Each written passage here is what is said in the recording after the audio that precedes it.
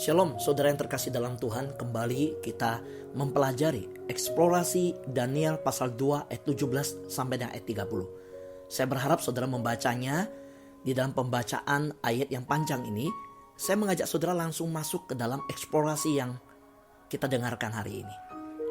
Sekali lagi, bagian ini bukan berfokus pada isi dan arti mimpi tentang peristiwa-peristiwa dunia, melainkan pada keelokan, keindahan sifat, sikap, dan tindakan Daniel.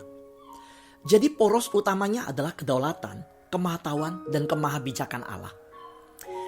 Daniel sadar bahwa para orang bijak Babilonia itu sudah mengatakan bahwa tidak ada siapapun yang dapat memenuhi permintaan Raja Nebukadnezar. Hanya Tuhan yang sanggup menafsirkan dan memberitahukan mimpinya Nebukadnezar. Maka Daniel sadar betul hal itu. Dia bukan mencari kitab-kitab astrologi, nujum, kitab tafsir mimpi dari Babilonia. Tetapi Daniel segera mencari pribadi satu-satunya, yaitu Tuhan yang dapat menyingkapkan isi maupun arti mimpi Nebukadnezar. Sesudah permohonan Daniel kepada raja agar hukuman mati ditunda, Daniel menemui 3 sahabatnya untuk berdoa memohon kasih sayang Tuhan, supaya bisa mengetahui rahasia tentang mimpi raja, sehingga mereka juga jangan ikut dihukum mati. Tidak disebutkan apa isi doanya. Nah, kalau kita bandingkan ke ucapan syukurnya sesudah memperoleh penjelasan dari Tuhan, di mana Tuhan membukakan arti mimpi tersebut, kita bisa melihat isi dari doa mereka. Kita juga bisa bandingkan isi doa tersebut dengan Daniel pasal 3 dan pasal 6. Pasti doanya tidak berlebihan, tetapi sederhana, namun berpusat kepada Tuhan, berpusat kepada kemuliaan Tuhan, Shemayin, berpusat kepada permintaan kasih sayang Tuhan untuk memaparkan rahasia mimpi itu. Daniel dan kawan-kawan sangat berharap tidak terjadi penghukuman yang kejam dan tidak adil itu. Dan inilah iman dalam tindakan. Meski dalam kondisi yang sangat mustahil, ada Tuhan yang pegang kendali, yang telah campur tangan dalam mimpi Nebukadnezar, yang juga akan memberi rahasia itu. Momen genting, gawat, dan terdesak ini menjadi momen kesempatan memperagakan, mendemonstrasikan kuasa dan hikmat Allah kepada para petinggi dan pemikir di Babilonia. Seperti tertulis di dalam Amsal pasal 1 ayat 7, orang yang takut akan Allah, yang mengandalkan Tuhan dan yang mengutamakan hikmat dan kuasa serta pertolongan Tuhan, memperoleh hikmat sejati. Saudara yang terkasih dalam Tuhan, boleh jadi semalaman Daniel dan kawan-kawan memohon dalam doa agar Tuhan mengkaruniakan hal yang mustahil menjadi kenyataan. Dan Tuhan menjawab langsung, membuka isi dan arti mimpi Nebukadnezar. Hal yang dimana orang-orang berilmu, orang-orang magis, para pelihat nasib di Babilonia tidak sanggup menerima hal tersebut. Mereka tidak tahu hal tersebut karena mereka memang terbatas. Para ahli ilmu, ahli nujum terbatas dalam kemahakuasaan, terbatas dalam kemahatauan, terbatas dalam kemahabijakan Tuhan. Karena hanya itu Tuhan yang tahu. Mereka dibatasi oleh kuasa Tuhan. Dan mereka sangat terbatas. Saudara Daniel dan kawan-kawan menaikkan ucapan syukur setelah menerima arti mimpi tersebut. Nah, mari kita renungkan dan resapi. Kita juga belajar menjadikan pujian, penyembahan, syukur mereka, pola-pola yang mereka miliki itu menjadi pembelajaran bagi kita. Daniel dan kawan-kawan berkata, terpujilah nama Allah dari selama-lamanya sampai selama-lamanya. Sebab daripada Tuhanlah hikmat dan kekuatan. Tuhan mengubah saat dan waktu. Tuhan memecat raja dan mengangkat raja. Tuhan memberi hikmat kepada orang bijaksana. Dan Tuhan memberi pengetahuan kepada orang yang berpengertian. Tuhanlah yang mengingkapkan hal-hal yang tidak terduga dan yang tersembunyi. Tuhan tahu apa yang ada di dalam gelap dan terang ada pada Tuhan. Daniel dan kawan-kawan berkata, ya Tuhan nenek moyangku, kupuji, kumuliakan Engkau. Sebab Tuhan mengkaruniakan kepadaku hikmat dan kekuatan, dan telah memberitahukan kepadaku sekarang apa yang kami mohon kepadamu. Tuhan telah memberitahukan kepada kami hal yang dipersoalkan raja. Nah, isi doa ini, pujian penyembahan ini, Mazmur ini berisi beberapa poin penting dalam penyembahan dan doa kita juga. Yang pertama, memuji Tuhan dan mengakui Tuhan adalah pemilik hikmat dan kekuatan. Mengakui kendali Tuhan atas waktu dan sejarah. Itu hal yang kedua. Dan yang ketiga, mengakui kebenaran sosial politis. Bahwa Tuhan mengendalikan jatuh bangun sebuah kuasa. Tuhan mengendalikan penguasa-penguasa dunia ini. Yang keempat, Tuhan yang memberi hikmat kepada orang-orang berhikmat dan yang bijaksana. Yang kelima, Tuhan yang mengungkapkan hal yang luar biasa, di luar pemikiran, pengertian, dan penglihatan manusia. Yang keenam, bahwa Tuhan adalah Tuhan nenek moyang Daniel. Dengan kata lain, bahwa Tuhannya Abraham, Ishak, dan Yakub, Tuhan yang hidup, pencipta, pemelihara, perencana keselamatan. Yang ketujuh, dimeteraikan dengan puji syukur atas pengabulan permintaan Daniel dalam situasi yang begitu sulit dan genting tersebut. Daniel dan kawan-kawan menaikkan syukur kepada Tuhan. Saudara yang terkasih dalam Tuhan, mari kita lihat, Daniel tidak melangkahi Aryok. Ini hal yang perlu kita pelajari juga. Daniel juga tidak pusing bahwa Aryok seolah-olah menonjolkan peran dirinya, mengambil kemuliaan, sambil mengecilkan Daniel ketika mempertemukan Daniel di hadapan raja.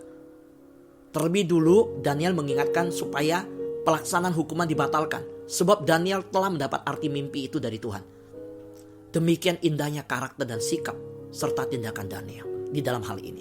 Lebih lagi, sesudah mendapat jawaban Tuhan, Daniel mengatakan kepada Aryok kepeduliannya tentang nasib semua orang berhikmat yang terancam pembunuhan.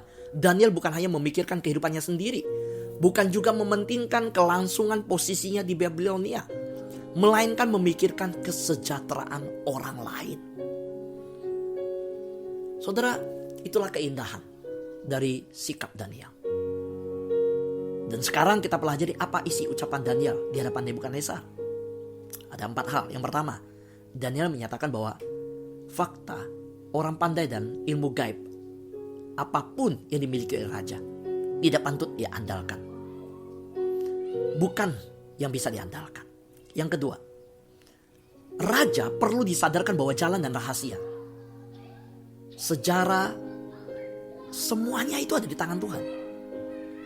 Dan bukan di otak atau benak para dukun. Kuasa dan hikmat para dukun itu palsu dan menyesatkan. Sebab bukan berasal dari sumber hikmat dan sumber kuasa sejati. Sumber itu adalah Tuhan. Juga raja perlu sadar untuk tidak semenang-menang menuntut dan memberi perintah kepada bawahannya. Yang keempat, Tuhan yang di surga yang mengungkapkan rahasia-rahasia. Ia sendiri sebenarnya yang memberitahukan rahasia hari-hari kemudian. Tuhan yang memberitahukan itu semua. Saudara yang terkasih dalam Tuhan, mimpi Nebukadnezar itu sesungguhnya timbul pada Nebukadnezar karena pikiran-pikiran tentang apa yang akan terjadi di kemudian hari. Dan karena Tuhan yang mengungkapkan rahasia-rahasia telah memberitahukan kepada Tuanku apa yang akan terjadi. Itu yang terkandung kalimat Daniel. Dengan kata lain begini, mimpi bisa merupakan tampilan gumulan jiwa sendiri. Dan mungkin berbarengan dengan itu, Tuhan bekerja di dalam dan mengarahkan mimpi tersebut. Siratan arti yang lain dalam mimpi Nebukadnezar. Mimpi seorang raja kafir menjadi wahyu tentang sejarah dunia dari Tuhan Allah atas sejarah manusia. Pelajaran untuk kita masa kini. Pertama, tanpa mengabaikan kepandaian yang dapat kita pelajari, ilmu, kemampuan teknologi, orang percaya harus memanfaatkan hikmat bijaksana yang datang dari Tuhan dan yang timbul melalui hubungan percaya, penuh pengharapan, kasih yang real, kedekatan, keintiman, bergaul erat dengan Tuhan, sang kebenaran. Kedua, mengingkapkan kebenaran teologis sangat mungkin berarti menyampaikan kebenaran yang mengkritik pihak lain dan bisa jadi membahayakan diri orang percaya. Ketika menyatakan bahwa Tuhan mengangkat dan mengganti kuasa dan penguasa, itu sesuatu yang benar, namun sangat berbahaya. Nah, orang percaya harus berani seperti Daniel dan Esther. Menegakkan kebenaran harus berani seperti Daniel dan Esther. Yang ketiga, apa beda doa dan isi puji-pujian penyembahan Kristen masa kini seperti dibanding dengan contoh Daniel yang kita dengarkan tadi? Kita harus merenungkan bagaimana kita mereformasi penyembahan kekinian. Yang keempat, tentang mimpi. Kita perlu kearifan membedakan mana yang natural dan mana yang datang dari si jahat. Mana yang natural yang dikendalikan oleh Tuhan menjadi penyingkapan oleh Tuhan. Dan mana yang sepenuhnya supranatural. Nah, ini yang oleh Paulus disebut sebagai karunia roh untuk membeda-bedakan roh. Yang kelima, Masihkah Tuhan menyatakan diri dalam mimpi manusia? Nah, kita renungkan ini untuk kita masa kini. Masihkah mimpi dapat dianggap sebagai bagian dalam spiritualitas, teologi, dan pertimbangan orang percaya zaman Perjanjian Baru? Dalam Perjanjian Baru dan Perjanjian Lama, beberapa kali kita bertemu dengan Tuhan mewahyukan rencana atau kehendaknya melalui mimpi. Misalnya Yusuf di Perjanjian Lama dan juga Yusuf di Perjanjian Baru. Nah, Yoel menubuatkan bahwa akan terjadi pencurahan roh. Digenapi di hari Pentakosta, kita tahu. Dan orang usia tua akan bermimpi dan para teruna akan mendapat visi. Nah, dari pertimbangan nubuatan Yoel yang digenapi di Kisah Para Rasul pasal 2 ayat 17, kita lihat bahwa catatan tentang mimpi dan penglihatan dalam Perjanjian Lama dan Perjanjian Baru, kebenaran teologis bahwa Tuhan yang hidup masih terus berkarya di dalam dunia ini. Dalam kapasitas jiwa seperti pikiran, emosi, ingatan, imajinasi dan sebagainya adalah potensi-potensi yang Tuhan ciptakan untuk manusia. Manusia dengan semua kapasitasnya yang telah jatuh dan tercemar dalam dosa. Maka perhatikan baik-baik, mimpi dan penglihatan masih bisa berlaku dan dapat diterima sejauh, ingat baik-baik, sejauh isi mimpi dan penglihatan dan catatan tentang pengalaman yang tersangkut harus diuji kesesuaiannya dengan wahyu-wahyu Alkitab dan bukan wahyu baru yang lain dari isi Alkitab. Yang kedua, hal tersebut harus memuliakan Tuhan. Yang ketiga, yang bersangkutan sudah atau sedang dan akan mengalami proses menjadi lebih dekat dengan Tuhan. Contoh, seperti orang yang mendapat mimpi, pencerahan, mereka yang belum percaya Tuhan. Lalu setelah dapat itu dia bertobat dan percaya pada Tuhan Yesus. Maka saudara yang terkasih dalam Tuhan, mari kalau hari-hari ini kita bertanya tentang hal mimpi, ingat bahwa mimpi dan semua itu harus disesuaikan, didasarkan di dalam firman Tuhan dan tidak boleh di luar firman Tuhan. Kiranya eksplorasi kitab Daniel pasal 2 ayat 17-30 ini menjadi berkat bagi kita hari ini.